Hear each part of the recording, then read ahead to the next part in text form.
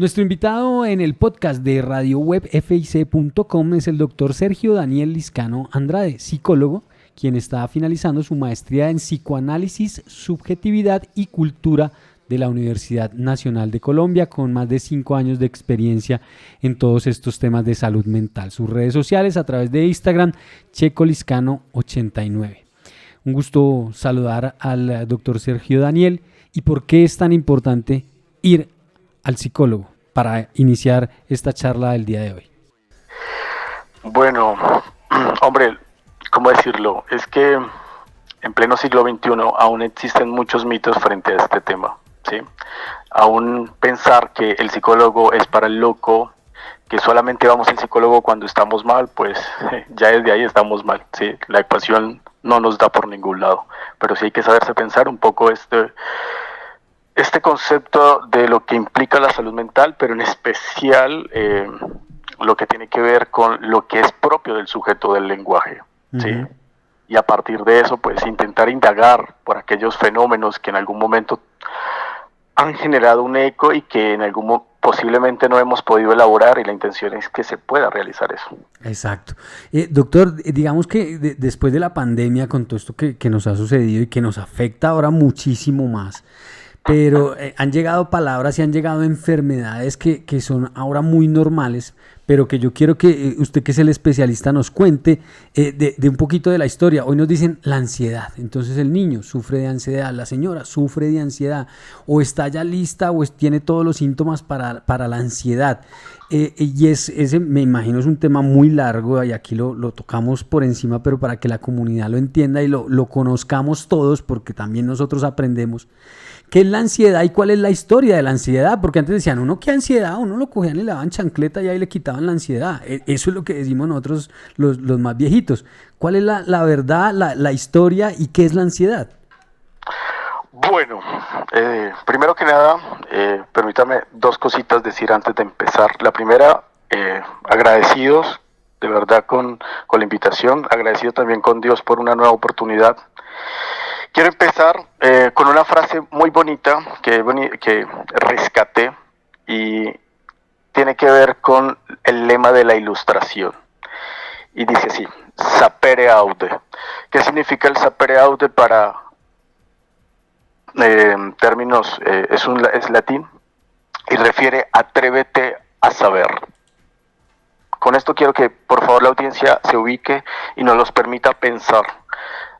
Para intentar abordar este tema les pido una condición: sálganse del discurso normativo, sálganse del discurso cartesiano, porque si no, no vamos a entender qué es esto. Uh-huh. Bueno, a partir de ahora vamos a iniciar un pequeño recorrido.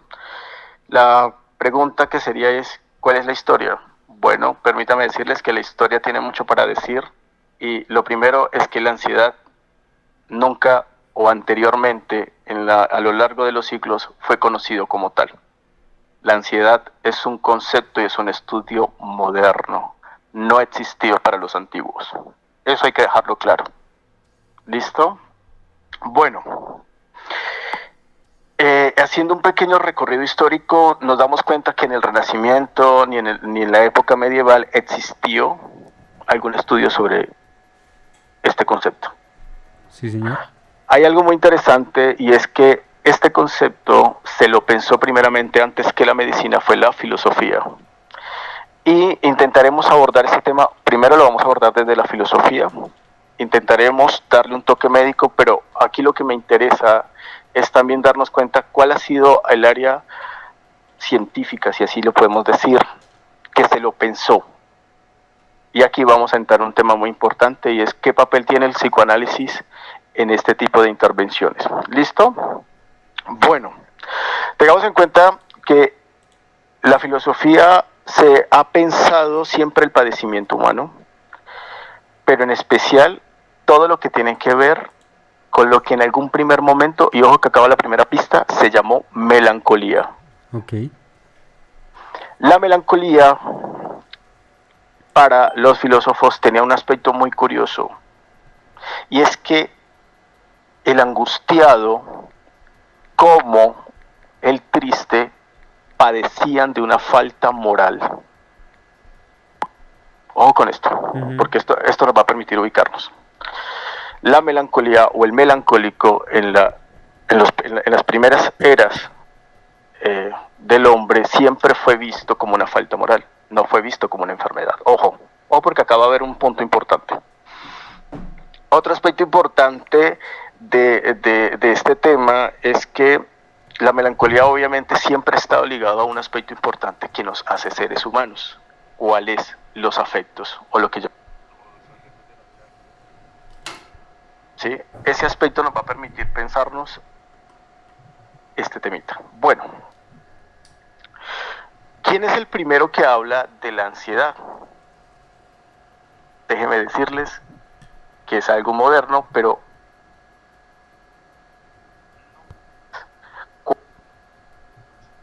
primero es el concepto del mundo, es la angustia y el...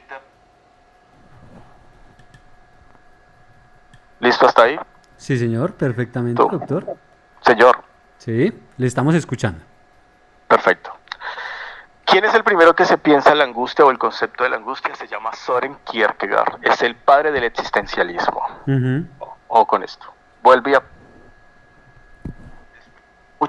mucho tiempo, digámoslo así, que ha recorrido la historia. ¿En qué año? En 1844, en su texto llamado La angustia.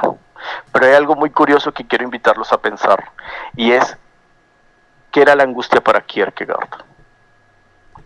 Y refiere en su texto, la angustia es estructural de todo sujeto del lenguaje. Ojo con esto. La angustia no es una enfermedad. La angustia es un estado del ser. Es decir, una persona que está angustiada es una persona que posiblemente, podemos llamarlo así, presentará cuadros de ansiedad. Exacto, pero no está enferma. No, señor. Exacto, es algo que va en uno. Sí, señor. Ok. Les voy a poner un ejemplo, si me lo permiten. Sí. Miren, desde que llegamos al mundo aparece la angustia. Es que la angustia es la que nos recibe el mundo. Ojo con el siguiente dato. Y te lo pregunto a ti y a todos los oyentes. Cuando un niño viene al mundo, ¿cómo viene? Cuando sale del vientre de su madre, ¿cómo viene? Asustado, angustiado, me imagino. Angustiado, sí, señor. Y uno de papá está angustiado porque venga bien, porque salga bien, porque todo suceda bien. Ok, muy buena pregunta. Te hago una pregunta. Ahora comprendes por qué el estrés posparto. Claro que sí. Para la mamá más duro que para el hombre, ¿no? Totalmente, ¿no? Exacto. Pero mira, ojalá fuera tan así. Mira, es que esto es muy complejo. Mira, te pongo un datico. ¿Sabes? Te lo pongo de la siguiente manera. Digo en mi poca experiencia, porque la experiencia al fin y al cabo, como decía Lacan, es el acúmulo de muchas estupideces. Esa es la experiencia. Refiere que nosotros, los seres humanos, estamos ligados a un padecimiento psíquico. Ojo con esto, porque acaba un aspecto importante. Pero hay algo más importante que esto. En mi poca experiencia, como les comentaba anteriormente, yo he visto muchas personas, hombres y mujeres, que después de un parto han presentado un brote psicótico. ¿Qué significa esto? Sí. Es ahí donde aparece el concepto del loco, o lo que conocemos como locura. Es la psicosis. Esto es más complejo, pero bueno, después, si quieren, en otra invitación, hablamos del tema. Entonces, la pregunta que tenemos que comenzar a tener en cuenta es, ¿por qué el existencialismo se lo piensa diferente a como posiblemente ya se lo pensaba Aristóteles, Sócrates, Platón? ¿Sí? Porque se da cuenta que a lo largo de la historia hay algo que aqueja al sujeto del lenguaje. Yo te hago una pregunta, Javier. Julián. Y a todos los oyentes. Sí. ¿Se ha sentido vacío alguna vez en su vida? Sí, claro. Bueno, quiero comentarte algo con respecto a ese vacío. Te hago la pregunta a ti y a todos los oyentes. ¿Tú crees que hablamos porque sí o hay una razón? Hay una razón, claro. Bueno, te comento lo siguiente. Primero, que el ser humano no es un sujeto natural. el ser humano es un sujeto del lenguaje, Ujú. pero ese lenguaje pide un precio a pagar. Y te lo voy a poner de la siguiente manera. El primero, ¿te has mirado al espejo, Javier, alguna vez? Sí, ¿Puedes reconocerte? sí, digamos que Ok, sí. perfecto. ¿Has visto un perro, un gato o un león mirarse al espejo? También ¿Qué pasa con ellos? se asustan. Muy bien. Ahí te estoy dando una clave. El animal natural, es mero instinto, usted y yo no. Ujú. ¿Por qué? Porque en ese vacío existencial aparece la imagen y la construcción psíquica del sujeto del lenguaje. Ojo, porque ese huequito nos va a permitir denotar qué es la angustia o qué es lo que nos genera ansiedad. Ok. ¿Sí van a entender? Sí, sí, señor. Es decir, cuando el ser humano entra al lenguaje, se constituye una construcción. ¿Cuál construcción? ¿Tú tienes hijos, Javier? Sí, señor. ¿Tú le has enseñado la parte del cuerpo a tu hijo? Claro. Bueno, ¿sabes por qué? Porque ningún ser humano viene con un cuerpo, viene con un órgano al mundo, Ujú. ¿sí? Entonces, qué decía Freud cuando hablaba de el pequeño infans, ¿sí? O el cacho de carne, que así nos Lo solemos denomina. denominar Sí. desde el psicoanálisis? Es que el niño entra al mundo social, si podemos decirlo así, o al mundo del lenguaje para Lacan, y refiere que el niño comienza a ser instruido, comienza a construirse, por eso hablamos de la construcción subjetiva. Y ojo con este dato, porque también hablamos del padecimiento subjetivo. ¿Por qué? Porque la construcción no es algo que ya esté, la construcción subjetiva, es decir, lo que conocemos como el mundo de lo real o la realidad, es una construcción que cada uno de nosotros Claro. hacemos. Y depende ¿Sí? de quién se la enseña a uno. Exacto, Sí, perfecto, claro. perfecto, muy bien. Ojo, esto nos va a permitir situarnos con esto. Entonces, cuando nos damos cuenta que la constitución del sujeto, para nosotros no hay un individuo, para nosotros existe, es un sujeto que está anclado en el lenguaje, porque fuera del lenguaje no hay nada. Y si lo podemos mirar, ¿puede un perro hablar? Bueno, no he escuchado ni el primero, no digo, No. ¿cierto que no? Sí, no. Porque nosotros somos los únicos mamíferos que sí hablamos. Porque tenemos el lenguaje, ¿no? O sea, Exacto. lo Pero construimos. hay algo curioso, Javier. No es que lo tengamos, es que el lenguaje no tiene nosotros porque es preexistente a nosotros. Ujú. ¿Oh? No sé, es decir, estas ideas son locas, posiblemente rayen mucho, pero los invito, por eso hablé desde un primer momento de dos cosas, la frase de la ilustración y segundo, que se salieran un poco del plano cartesiano. Del normal, sí, de lo normal. Muy bien, perfecto. ¿Por qué es un objeto de estudio la angustia o por qué lo fue? Tengamos en cuenta que los primeros que intentaron alcanzar el padecimiento subjetivo fueron los hipocráticos, ¿sí? Ujú. ¿Con qué fin? Intentar definir, alcanzar lo que es el concepto de la melancolía. Yo tengo una frase por acá que rescaté precisamente de Hipócrates, que dice, cuando la tristeza y el miedo dura mucho, entonces se trata de una melancolía. Ok. Ojo con esto, te lo repito por si de pronto no quedó claro. Cuando la tristeza y el miedo dura mucho, entonces se trata de la melancolía. Sí, cuando le dicen a uno, es que usted está melancólico, lleva como muchos días, Exacto. como triste, como por allá, apartado, lejano. Sí. Sí, señor. Ahora sí, ahora en estas épocas usted tiene toda la razón. Uno dice, está como ansioso, o tiene algo, tema mental. Nos ha cambiado también como esa lectura a las personas, ¿no? Antes decíamos, si ese de pronto está borracho allá y lleva melancólico tomando 3, 4, 5 días, por dar un ejemplo. Ahora si vemos a alguien así, decimos, está ansioso, o tiene alguna otra cosa rara, ¿no? Exacto. Mira, te hago una pregunta, Javier. No sé si has conocido a alguien o no sé, te han hablado, porque es casi siempre, y te lo digo y lo veo todo el tiempo en mi trabajo, ya que trabajo en una unidad de salud mental, y hay un diagnóstico que es el F412, que se llama cuadro mixto de depresión y ansiedad. ¿Te has preguntado por qué? Cuadro mixto de depresión y ansiedad. No. Sí. ¿Por qué? No. Porque tanto la depresión como la angustia, que en este caso sería la ansiedad, No me gusta el concepto de ansiedad, me gusta más el de angustia. Ah, ok. Es porque es la misma melancolía. Mm. O sea, le hemos cambiado el nombre, pero en realidad es lo mismo. Sí, señor. Y, Digámoslo así. Sí, señor. Pero ¿por qué entonces lo hemos, porque la palabra o el concepto lo hemos satanizado ahora, ¿no? Antes era melancólico y era normal, ¿no? Entonces está, por ejemplo, en una tusa cuando es un tema de amor o cuando es un tema de una persona que falleció, entonces el duelo, el luto, pero que puede ser esa misma melancolía, no sé si usted me dice si sí o no, pero ahora lo satanizamos, ¿no? Entonces es ansiedad y de una vez y depresión y demás, y entonces de una vez es totalmente diferente el tema.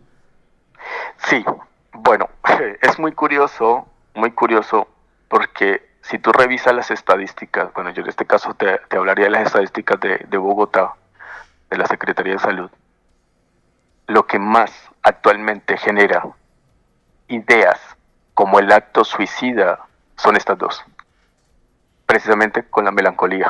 Para que me entienda, melancolía desde un aspecto también, es que la melancolía involucra la depresión y la ansiedad. Uh-huh. Pero hoy el tema es la ansiedad. Si algún día quieren, hablamos de la depresión. Okay.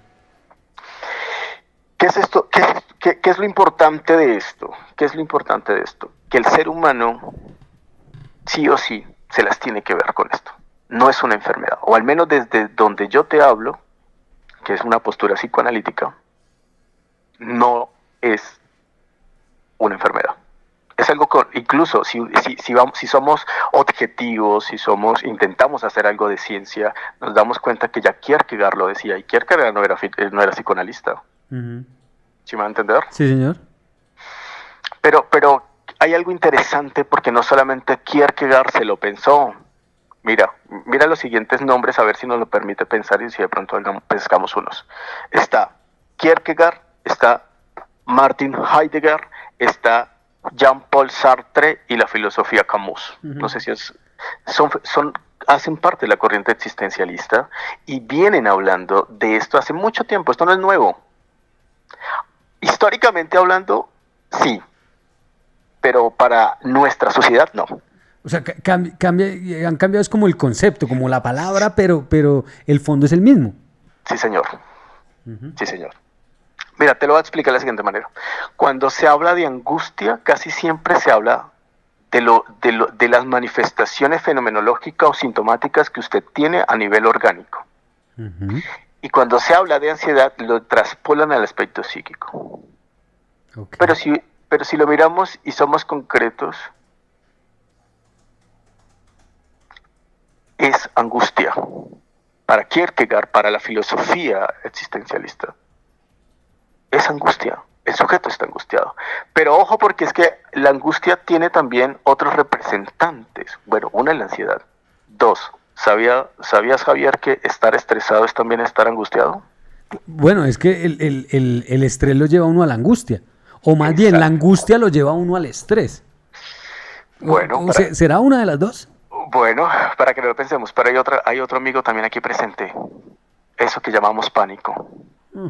Bueno, ese sí es más complejo, ¿no? Pero ojo, porque estamos hablando de las tres son lo mismo, es angustia. Y la angustia, lo decía Kierkegaard, es estructural del sujeto. Para ser un humano hay que pasar por la angustia. Pero no se preocupen que la angustia no es mala. Hay algo que me he tomado es decir, lo he abanderado como un propósito, al menos en mi trabajo. Y es decirle, todo el mundo le tiene miedo a la angustia, pero la angustia tiene algo interesante por decir. Pero ya llegaremos a ese punto. ¿Listo? Bueno, intentaremos abordar el aspecto del qué es una crisis de angustia, que creo que a muchos les llama mucho la atención, ¿cierto? Primero, la angustia o la ansiedad es la mirada inminente hacia la muerte. La muerte. Uh-huh. Hay un texto muy importante de Martin Heidegger que se llama Dasein, traducido del alemán al español se llama Ser y Tiempo. Y hay una frase muy bonita que tiene. Y dice, permítame, dice así: vamos muriendo a la vida, viviendo la muerte. Bueno, todos vamos allá, ¿no? Exacto. Sí, vivimos para morir, pues es el ciclo normal de la vida. Depende, uno quisiera escoger cómo morir, ¿no? Uno a veces dice, sí, yo prefiero en un accidente y que me pase así, es un accidente que me pase algo y que me muera de una, o que me dé un infarto y me muera de una, no quedarme en una cama, no sé qué, no quedarme, bueno, uno desearía escogerlo, pienso yo. Sí, y yo creo que muchos tenemos esa fantasía. Uh-huh. ¿Sabías que la muerte es un aspecto fantasioso, Javier? Sí, claro. Cada uno piensa cómo quiere morir o desear cómo piensa morir para morir uno bien y para no hacerle mal a su familia, a sus amigos, a las personas que lo quieren. Sí, yo creo que sí. Bueno, pero vamos a seguir desarrollando esta idea. Mira, precisamente la semana pasada fue el Día Internacional de la Lucha contra el Suicidio. Contra el suicidio.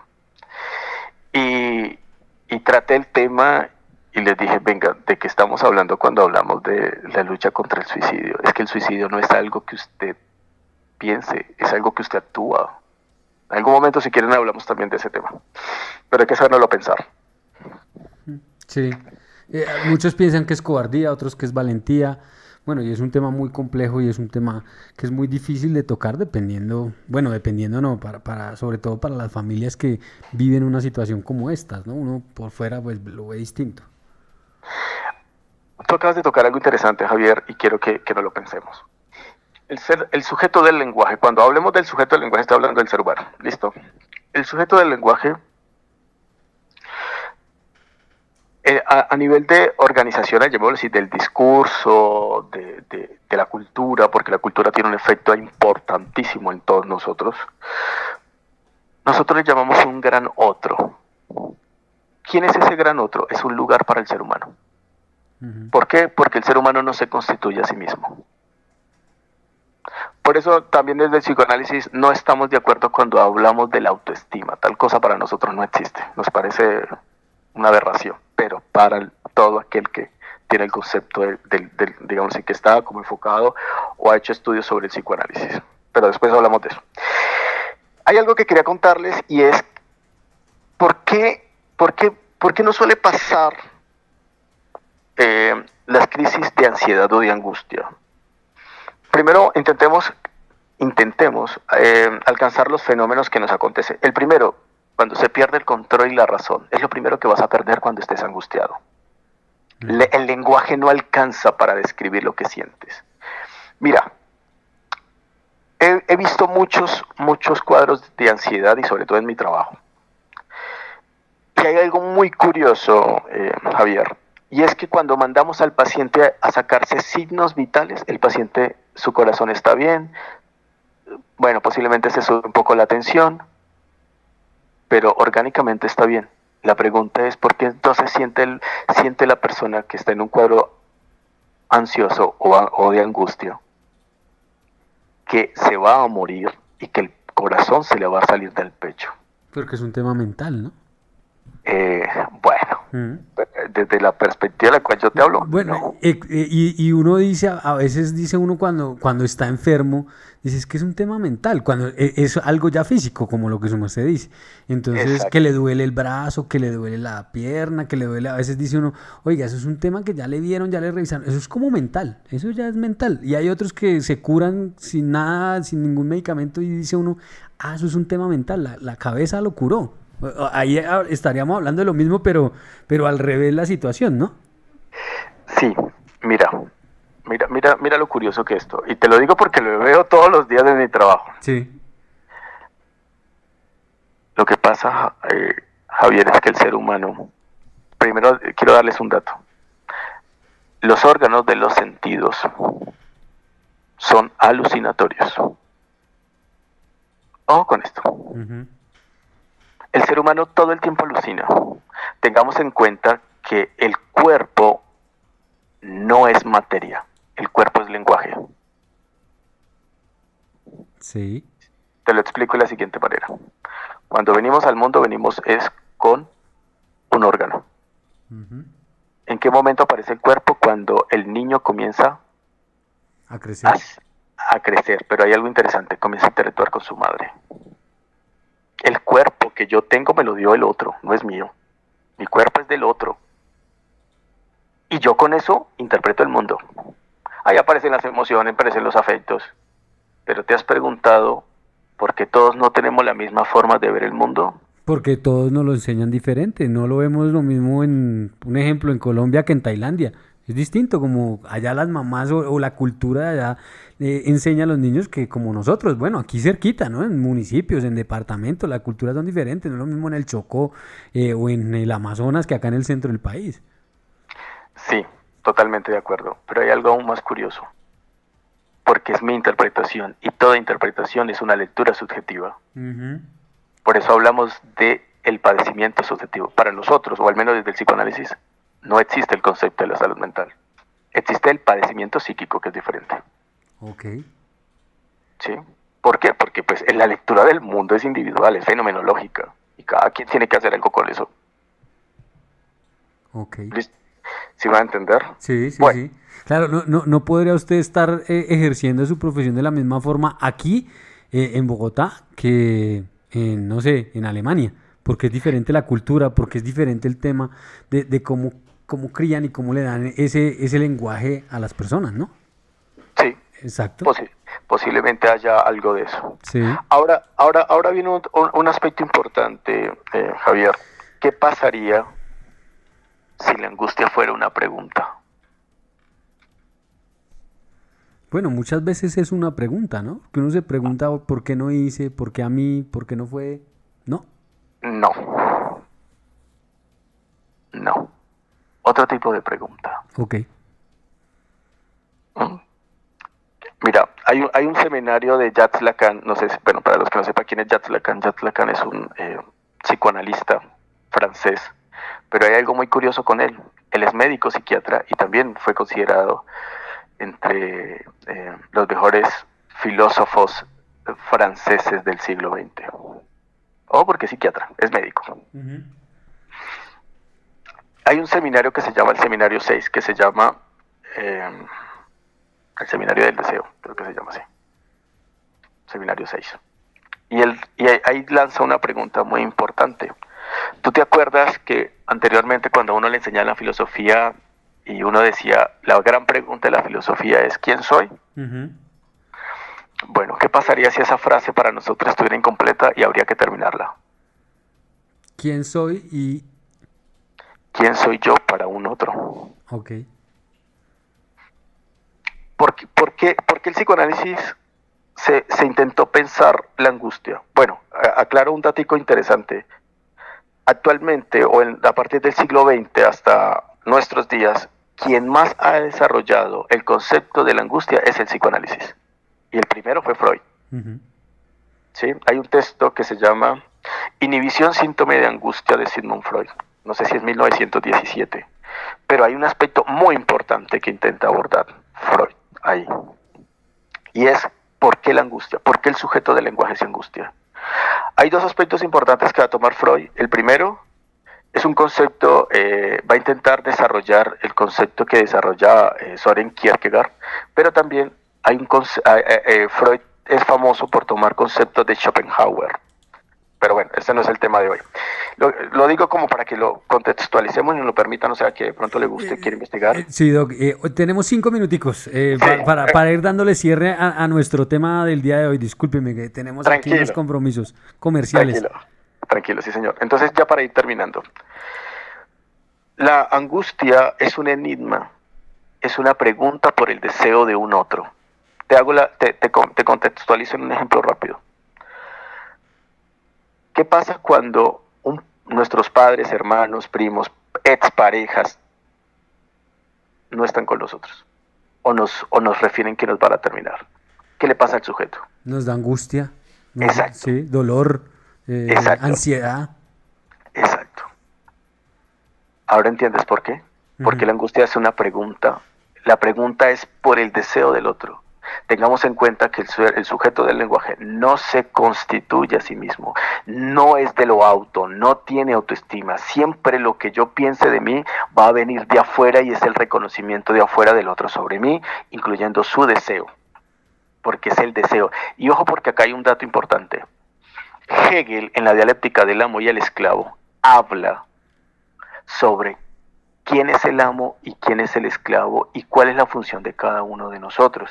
Muchas veces, cuando estamos, llamémoslo así, piloteándola o la llevamos bien, creemos que somos amo, pero posiblemente siempre hemos estado en el lugar del esclavo del otro y hasta ahora nos estamos dando cuenta. Cuando aparece este tipo de fenómenos, de hechos que nos involucra frente al deseo del otro, me veo involucrado y cuando me veo involucrado tengo que pagar un precio y es no saber qué soy yo para el otro. Te hago un ejemplo. Supongamos que hay una familia y hay 5 hijos y de esos 5 hijos todos se dan cuenta que, supongamos, casi siempre pasa, el menor es con el que más contacto tiene con la mamá. Que dice uno el consentido. Exacto. ¿Qué genera ahí? ¿Por qué genera cierta rivalidad muchas veces? Y pasa, y te lo digo, pasa todo el tiempo. Claro, porque el mayorcito dice a mí me toca cuidarlo, a mí me toca también darle, y mi mamá solo pendiente de él y demás, y con todos es igual, ¿no? Exacto. ¿Qué hay ahí? Ahí hay una pregunta. Y es, venga, ¿y por qué no me reconoce a mí? Si ves que ahí, ese es un lugar de esclavo. Sí. Ese es el lugar de esclavo. Y en la dialéctica de Hegel lo vemos clarísimamente. Y termino con esto. ¿Por qué es importante, y a todos los que de pronto me están escuchando, por qué es importante tener un trabajo por psicología? Al que le guste la psicología, o quisiera tener un trabajo por psicoanálisis. Es el siguiente. Hablar genera un vaciamiento, genera que exista la posibilidad de reconocer primero mi falta, porque somos sujetos en falta, ¿sí? Y es ponerle a la angustia palabras, porque la angustia no tiene palabras. La angustia es un enfrentamiento contra algo desconocido, frente a un enigma. Pero si usted lo va hablando, y te lo digo porque lo veo todo el tiempo y más cuando un paciente me presenta crisis en la unidad mental y me toca hacerle contención verbal, es ahí donde el paciente se relaja. Bueno, digo se relaja, pero sí disminuye esa pregunta, intenta dilucidarla y sobre eso pues trabajamos nosotros. Lo que nosotros decimos desahogarnos. Sí, señor. Hablar con alguien, desahogarse y como que siente uno de verdad liberación un poquito, ¿no? Exacto. Mira la siguiente frase y termino con esto. El lenguaje protege al sujeto de la angustia. Al hacerlo, la palabra del sujeto toma sentido y lo atenúa. Javier, eso es todo lo que tengo que decir por hoy. A través de sus redes sociales, a través sobre todo de su Instagram, que es la red social donde lo encontramos, lo pueden seguir ahí. ¿Qué encontramos en su red social? checholiscano.89. Sí, bueno, últimamente suelo hacer publicaciones, trabajo sobre la ansiedad, lo que es también la depresión. Prontamente voy a comenzar a hacer unas pequeñas publicaciones sobre el suicidio, como lo entendemos desde el psicoanálisis, que va más o menos ligado a estos temitas que hemos visto hoy. Sí. Estamos por abordar más cositas, en cualquier momento también les comento aquí a manera de chisme. Actualmente con la Universidad Nacional estamos haciendo unos estudios de caso con pacientes psicóticos de una unidad de salud mental de un hospital aquí en Bogotá. Y pronto haremos una publicación muy importante y es, venga, ¿siempre lo que se nos ha dicho ha sido así o existe otra forma de verlo? Ok. Doctor, ¿hay alguna posibilidad, no sé, da citas particulares, los que quieran ir un poquito más allá, los que de pronto con el psicólogo que tienen acá no sienten la confianza o que eso a veces también es otra de las como talanqueras que se tiene precisamente del lenguaje, porque si uno es que es de acá, entonces me conoce, yo aquí qué le voy a decir, yo prefiero buscar de otra parte. ¿Hay la posibilidad de tener esas citas particulares con el doctor Sergio Daniel Liscano? Sí, claro, y no solo conmigo, hay muchos colegas que estamos trabajando, ya ahora sí trabajamos desde el anonimato, pero créame que hay muchos, que uno no escuche el psicoanálisis, que uno no escuche un psicoanalista, pero créame que habemos muchos, que trabajamos silenciosamente, ¿sí? No hacemos bulla, pero sabemos que nuestro papel, al menos en la aparición cuando aparece el objeto de estudio del psicoanálisis, nosotros llamamos el sujeto supuesto saber, que es el inconsciente. Ujú. Intentamos abordar lo que es el padecimiento psíquico y sí lo hay. Ok. Está mi número, no sé. Sí, sí, su merced quiere compartirlo con nosotros o lo hacemos a través de la red social nada más de Sí, Instagram. sí, por favor, por las redes sociales, Exacto. le agradecería. Checholiscano.89, así aparece en Instagram, ahí pueden encontrar las publicaciones y además ahí también puede uno darle un mensaje si quiere conversar, si quiere una cita particular para que usted pueda conversar con él. Doctor Sergio, le agradezco mucho su tiempo, le agradezco mucho hoy poder tener esta charla desde otra óptica, desde otro lenguaje, como usted nos habló hoy precisamente, y conocer del psicoanálisis, porque es totalmente diferente a lo que habíamos venido escuchando. Y le agradezco mucho poder compartir este conocimiento con nuestros oyentes. Muy amable. No, Javier, a ti, de verdad, muchísimas gracias. Muy honrado de que abrieras este espacio a otro discurso diferente, ¿no? Y pues nada, cualquier cosa, con muchísimo gusto y hasta una próxima ocasión. A los oyentes que llegaron un poquito tarde ya a nuestra señal, ya en algunos minuticos vamos a tener la entrevista también a través de las redes sociales, a través del Facebook y a través de nuestra página www.radiowebfic.com, donde van a encontrar toda la información de las redes sociales del doctor Sergio Daniel y toda la entrevista hoy de nuestro tema de la ansiedad, que ha sido bastante importante. Un feliz día, doctor, muy amable. Muchas gracias nuevamente.